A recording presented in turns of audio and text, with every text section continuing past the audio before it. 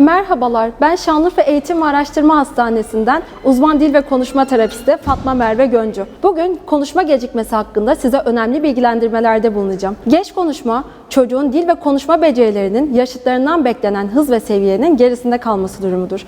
Bu gecikmeye yol açabilecek birçok neden bulunmaktadır. İşitme kaybı, ağız ve konuşma organlarındaki yapısal farklılıklar, nörogelişimsel süreçteki aksaklıklar, ailede genetik yatkınlık, yoğun ekran maruziyeti ve yetersiz sözel uyaran ortamı gibi bu duruma zemin hazırlayabilmektedir.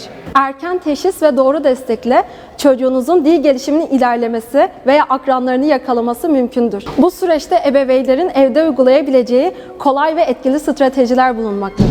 Bunlar çocuğunuzla iletişim kurarken yaşına uygun sade bir dil kullanın. Günlük rutinlerinizde nesne ve eylemleri isimlendirin.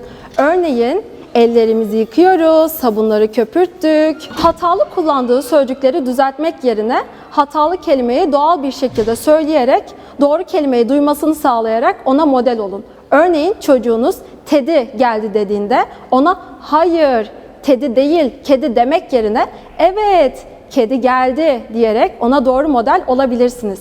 İletişim kurarken ona sıra ve zaman tanıyın. TV, tablet ve telefon gibi dikkat dağıtıcı unsurları kapatarak ona kaliteli etkileşim ortamı oluşturun. Erken farkındalık ve doğru destekle her çocuğun gelişimi güzel bir yol alır. Sağlıklı günler dilerim.